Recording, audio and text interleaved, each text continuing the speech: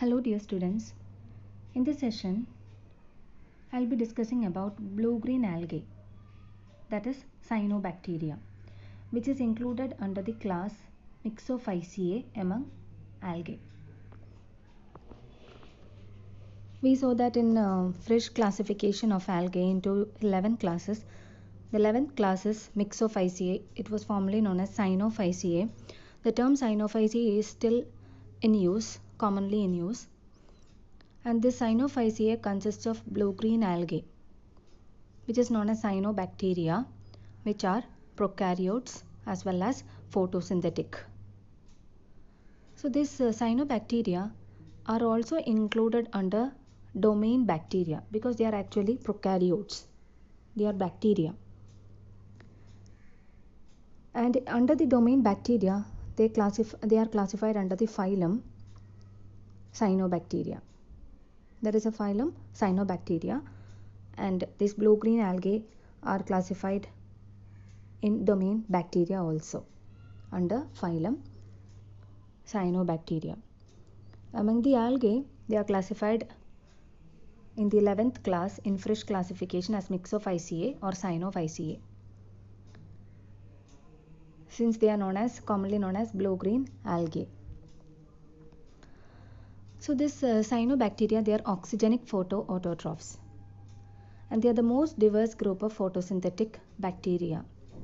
They use chlorophyll pigments, and the photosynthetic process resembles those in plants and other algae. And photosynthetic pigments present in photosystems are located in thylakoids. Thylakoids are not organized into membrane-bound organelles known as chloroplast. This we discussed in the last session, that we do not see chloroplast in Myxophyceae. We see only thylakoids, which are dispersed, which are present in the cytoplasm of the cell, of the bacterial cell. And all the photosystems are located on these thylakoids. And inside the photosystems, we can see chlorophyll molecules. And the cyanobacteria, they are famous for contaminating surface water supplies during warm summer months. And the toxic component that they release is microcystin. That this toxin that renders moldy, musty, grassy or septic tank odor to water. And the dominant pigment that we see in cyanobacteria is C-phycocyanin. It is a blue-green pigment, and it is one of the phycobilins. All these things we discussed in the last sessions. Phycoerythrin, another phycobilin that is also seen in some cyanobacteria. And this phycocyanin and phycoerythrin are seen in structures known as phycobilisomes, which are seen associated with thylakoid membranes. And phycobilins located in structures called phycobilisomes, which are seen attached to outer surface of thylakoids. And more about this cyanobacteria, they are unique among bacteria since they have both photosystems, that photosystem 1 and photosystem 2. So we see both the chlorophyll A and chlorophyll B in cyanobacteria, and the predominant one is chlorophyll A. And also we can see chlorophyll B in certain cyanobacteria, since photosystem 2 is also present. Since they carry out oxygenic photosynthesis, they generate and release oxygen as a byproduct of photosynthesis. And they employ water as electron donor and release oxygen. That's why they are known as oxygenic. That's why it is told that they carry out oxygenic photosynthesis. They release oxygen as a byproduct of photosynthesis. This is because they are using water as electron donor. And many cyanobacteria can assimilate atmospheric nitrogen by reducing it to ammonium, and this process is known as nitrogen fixation. We already know bacteria which carry out nitrogen fixation, like Acetobacter, then Rhizobium. The cyanobacteria are also known to fix nitrogen.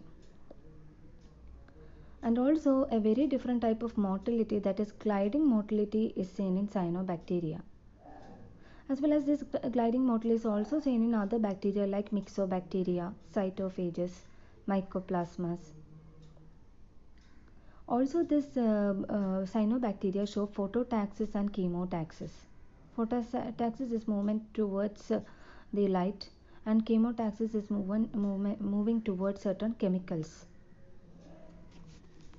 And about the culture medium in which the cyanobacteria are cultured, a culture medium in which all chemical components are known is a defined or synthetic medium. Okay, as a culture medium in which all the chemical components are known, they are known as defined or synthetic medium. And it can be a liquid form. This defined or synthetic medium that can be in a liquid form known as broth, or it may be in a solid form where we add agar as a solidifying agent. And cyanobacteria can be cultured using defined media. We can use this defined or synthetic media for culturing cyanobacteria. They can be grown on relatively simple media containing carbon dioxide as carbon source. Often we add sodium carbonate or bicarbonate for this as carbon source. So containing carbon dioxide as carbon source, nitrate or ammonia as nitrogen source, sulfate, phosphate, and a variety of minerals. So in this simple media, culture media, we can culture cyanobacteria. This is one example for defined media in which we can culture cyanobacteria. You can see the components.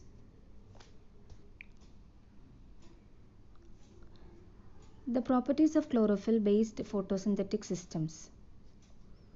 So here the property, it is described in eukaryote cyanobacteria and in green bacteria, purple bacteria, and heliobacteria. So we will be discussing about the properties in cyanobacteria. So photosynthetic pigment in cyanobacteria is chlorophyll A, and photosystem 2 that is present. So we can see chlorophyll B also in certain cyanobacteria. Then photosynthetic electron donors, they are water. Oxygen production pattern, it is oxygenic, that is it will produce oxygen. Primary products of energy conversion, ATP and NADPH. Carbon sources, carbon dioxide. And about the pigments and photosystems in cyanobacteria. Chlorophyll A is seen, chlorophyll B is seen. Then we can also see biliproteins, that is phycobilins. Phycobilins contain phycobiliproteins, and they are seen in phycobilisomes. And two of the phycobilins that we see in cyanobacteria are phycocyanin and phycoerythrin. And photosystems that we find in cyanobacteria are photosystem 1 and photosystem 2, as we see in land plants. We see both the photosystems in cyanobacteria. So we can see chlorophyll A as well as chlorophyll B, and chlorophyll A is the predominant pigment found in cyanobacteria. And because chlorophylls absorb primarily in the red and blue ranges, green light is transmitted. Means this chlorophyll absorb red and blue ranges, red and blue lights, and they emit or they transmit green light. That's why many of the oxygenic phototrophs are green in color. So this cyanobacteria, since chlorophylls are present, they are green in color, as well as because of the presence of phycocyanin, they also show blue coloration. That's why they are known as blue-green algae. And other photosynthetic pigments that we see in cyanobacteria, that will also trap light energy. Chlorophylls, their main function is to trap light energy, and other photosynthetic pigments that we see in cyanobacteria, they will also trap light energy. The most widespread of these are the carotenoids, long molecules, usually yellowish in color. Carotene is present in cyanobacteria. Then red algae and cyanobacteria have photosynthetic pigments called phycobiliproteins, as we told earlier, consisting of a protein with a linear tetrapyrrole attached. That is phycobiliproteins present in phycobilins. They contain a protein, phycobiliprotein, with a linear tetrapyrrole attached in it. So phycoerythrin, the two types of phycobilins can be seen, that is phycoerythrin and phycocyanin. Phycoerythrin is a red pigment with a maximum absorption around 550 nanometer, and phycocyanin is a blue pigment, maximum absorption at 620 to 640 nanometer. So these carotenoids and phycobiliproteins are called accessory pigments because of their role in photosynthesis. This is because they absorb light in the range which is not absorbed by the chlorophyll. Chlorophyll's pigments, they absorb light in the range 470 to 630 nanometer. And you just look into the absorption range of phycoerythrin and phycocyanin. It is different from that of the chlorophyll. So these accessory pigments, that is carotenoids and phycobiliproteins, they absorb light in the range which is not absorbed by chlorophylls. So they are known as accessory pigments. Means the chlorophyll is absorbing light in another range, and other than the light absorbed by the chlorophylls, these accessory pigments will also absorb light in another range, and that is also supplied to the photosystems to conduct photosynthesis. So this light absorbed by the accessory pigments is very efficiently transferred to chlorophyll. In this way, accessory pigments make photosynthesis more efficient over a broader range of wavelength. So a broader range of wavelength of light can be absorbed. Some range absorbed by chlorophylls, another range absorbed by phycobilins, another range absorbed by carotenoids. So in addition, this allows organisms to use light not used by other phototrophs in their habitat. For instance, the microbes below a canopy of plants can use light that passes through the canopy.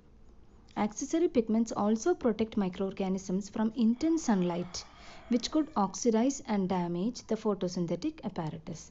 So these are all, the last 2 points are the beneficiary aspects of the presence of accessory pigments. And chlorophylls and accessory pigments are assembled in highly organized arrays called antennas. These chlorophylls as well as the other pigments, it is assembled in structures known as antennas.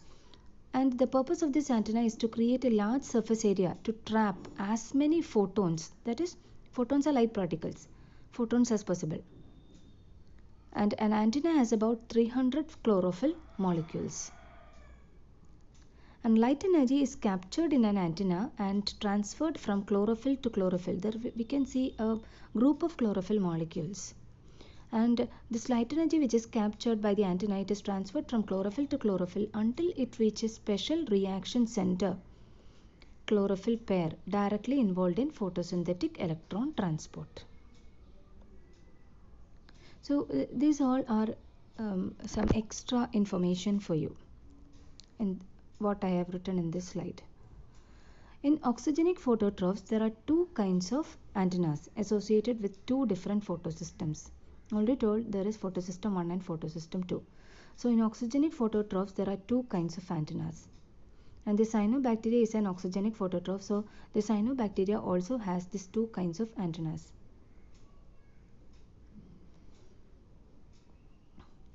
And in cyanobacteria, the photosynthetic light reactions, that is this photosynthetic light reactions that occur in photosystem 1 and 2 are located in the thylakoid membranes within the cell. So inside the cell we can see the thylakoid membranes, and it is in the membrane. It is embedded in the membrane. This photosystem 1 and photosystem 2, where photosynthetic light reactions are occurring, are embedded in the thylakoid membranes. And the other pigments, accessory pigments like phycobilins, they are in the structures known as phycobilisomes, and they are attached to the surface of the thylakoid membrane that we saw in the last session. A diagram which shows the phycobilisomes attached to the surface of the thylakoid membrane. So in oxygenic photosynthesis, eukaryotes and cyanobacteria trap light energy with chlorophyll and accessory pigments and move electrons through photosystem 1 and 2 to make ATP and NADPH. This is the summary of what I discussed now. In oxygenic photosynthesis, eukaryotes and cyanobacteria and trap light energy with chlorophyll and accessory pigments and move electrons through photosystems 1 and 2 to make ATP and NADPH. So this is about the photosynthetic reactions, or about the photosynthesis in cyanobacteria.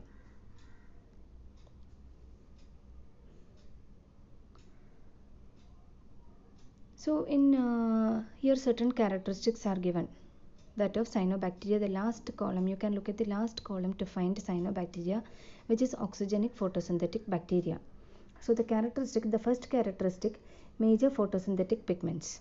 In cyanobacteria, chlorophyll A plus phycobilly proteins. Then Prochlorococcus has divinyl derivatives of chlorophyll A and B. So we can see chlorophyll A, chlorophyll B, then phycobilly proteins, also in certain forms carotenoids. Then morphology of photosynthetic membranes. In cyanobacteria, thylakoid membranes lined with phycobilisomes. Then characteristic photosynthetic electron donors. It is water. Sulfur deposition. It is not shown about sulfur deposition. Nature of photosynthesis, oxygenic. General metabolic type, aerobic photolithoautotrophs. They are categorized as aerobic photolithoautotrophs. Then motility, they are non-motile, but swimming motility without flagella can be seen, as well as gliding motility can be seen. And some of these cyanobacteria, they have gas vesicles also. Then percent of G plus C, it is 35 to 71. And the phylum or class to which it belongs is cyanobacteria. When we talk about domain bacteria, they are included under the phylum cyanobacteria. When we talk them as algae, they are included under the class Mixophyceae, 11th class Mixophyceae or Cyanophyceae. So this is the electron micrograph of a cyanobacteria. You can see thylakoid membranes, and to the thylakoid membranes, you can see dotted structures on the thylakoid membranes. These are phycobilisomes, which are attached to the surface of the thylakoid membranes.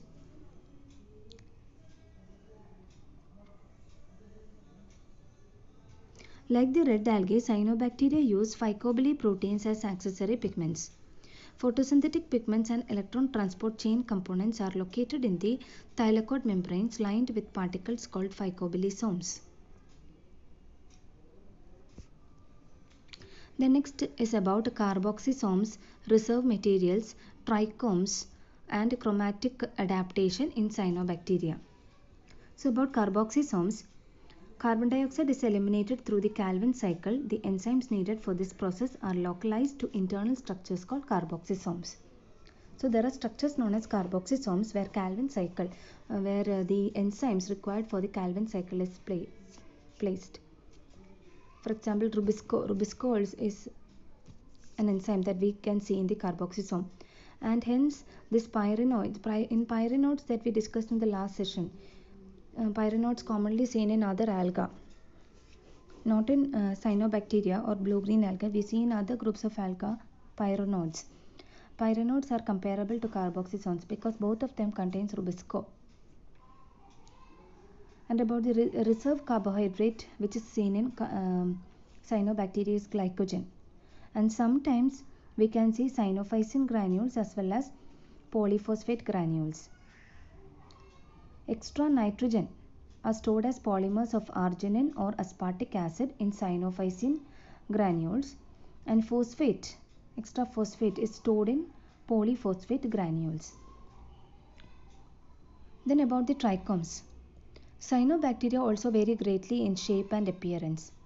They range in diameter from about 1 to 10 microns, and they may be unicellular, exist as colonies of many shapes, or form filaments called trichomes.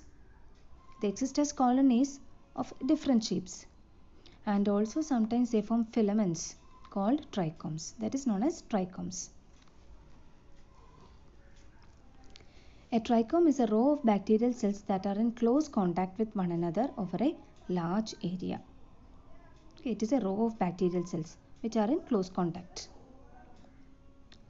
And although many appear blue-green because of phycocyanin, isolates from the open ocean are red or brown in color because of the pigment phycoerythrin. We call them by the name blue-green algae. But some which we see in the open ocean are red or brown in color because they contain the pigment phycoerythrin along with phycocyanin. Cyanobacteria About the chromatic adaptation, cyanobacteria modulate the relative amounts of these pigments, that is, the several pigments present in them, in a process known as chromatic adaptation.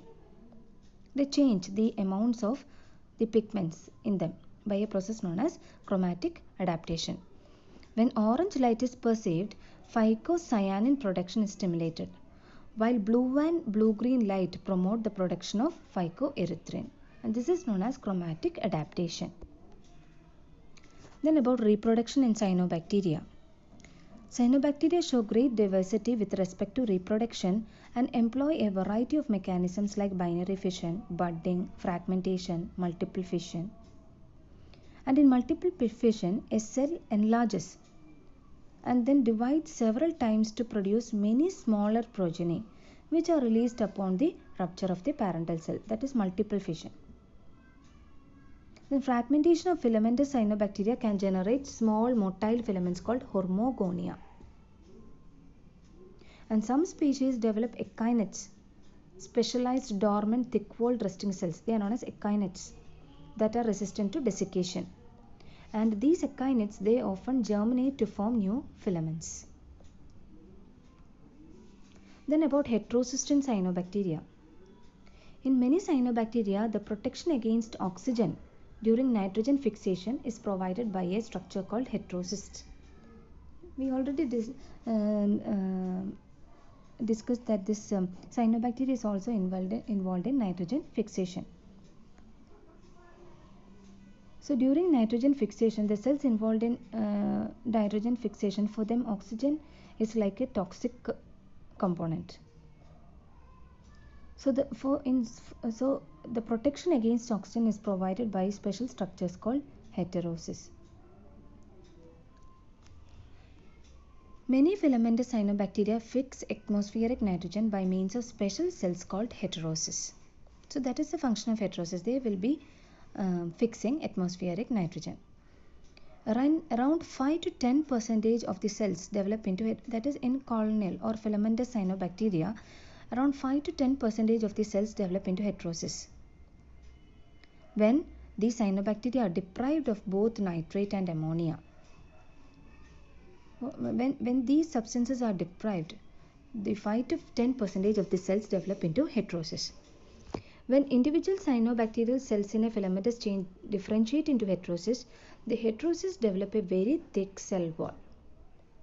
So an ordinary cyanobacterial cell will differentiate into a heterocyst during this state. That is when there is deprivation of nitrates and ammonia. So to produce nitrogen sources, that is to produce nitrates, they will develop into heterocysts. And within these specialized cells, what happens? Photosynthetic membranes get reorganized. That is, during the formation of heterocysts, the photosynthetic membranes get reorganized and the proteins that make up photosystem II and phycobilisomes are degraded. This happens in heterocysts. There are certain reorganization taking place inside the heterocyst. When a normal cyanobacterial cell develops into a heterocyst, there are certain reorganizations taking place inside the cell. One thing is an outer thick wall is generated. Then the proteins that make up photosystem II and phycobilisomes are degraded. Photosystem I remain functional to produce ATP, but no oxygen is generated. So these are the changes which are occurring in heterocysts. So this inability to, so now the oxygen is not generated.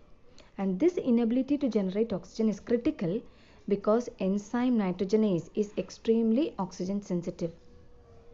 That we have already studied in the case of rhizobium. This nitrogenase is very sensitive to oxygen. It is inactivated in the presence of oxygen. Oxygen is toxic to nitrogenase enzyme. So that's why these changes are occurring in heterocysts. The thick heterocyst wall slows or prevents oxygen diffusion into the cell, and any oxygen present is consumed during respiration. And heterocyst structure and physiology ensure that it remains anaerobic. It is dedicated to nitrogen fixation and does not replicate. It obtains nutrients from adjacent vegetative cells. So here the food is also not produced.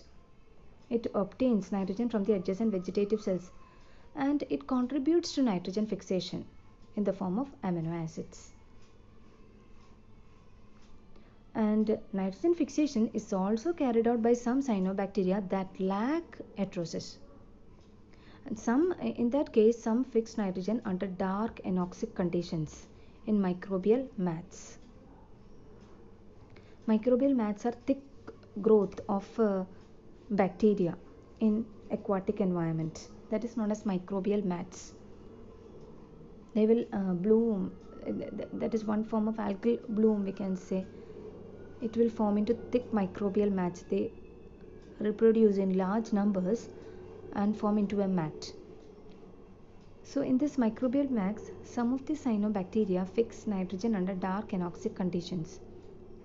And planktonic forms such as Trichodesmium fix nitrogen and contribute significantly to marine nitrogen budget.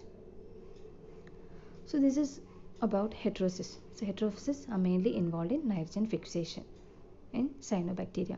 They are actually normal cells which have differentiated into heterosis during the requirement of this nitrates or nitrogen compounds.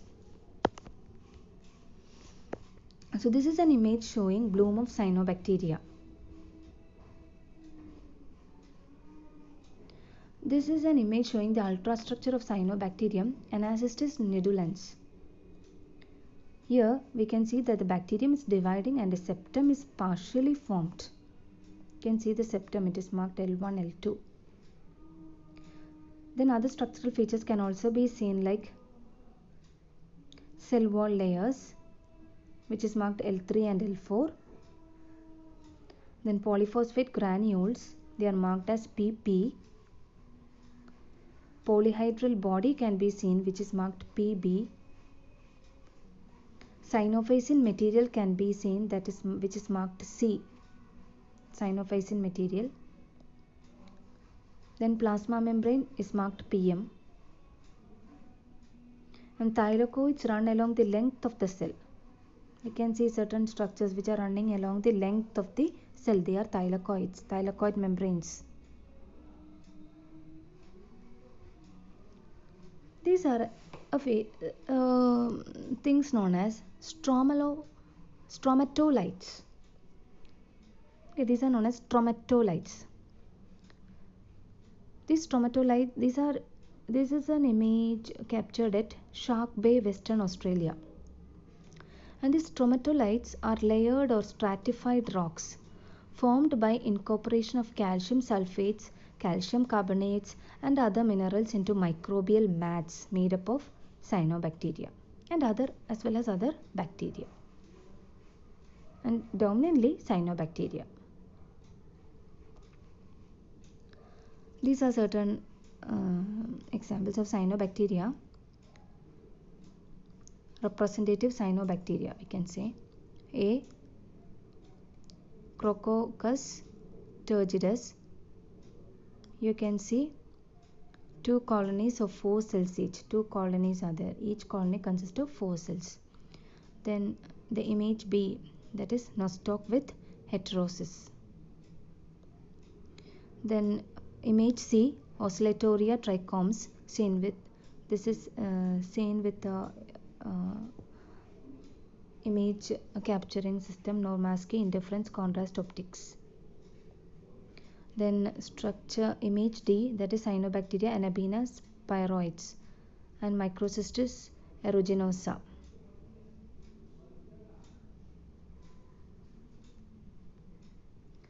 So thank you for your patient listening. I'm closing with this. So we have completed this section, algae.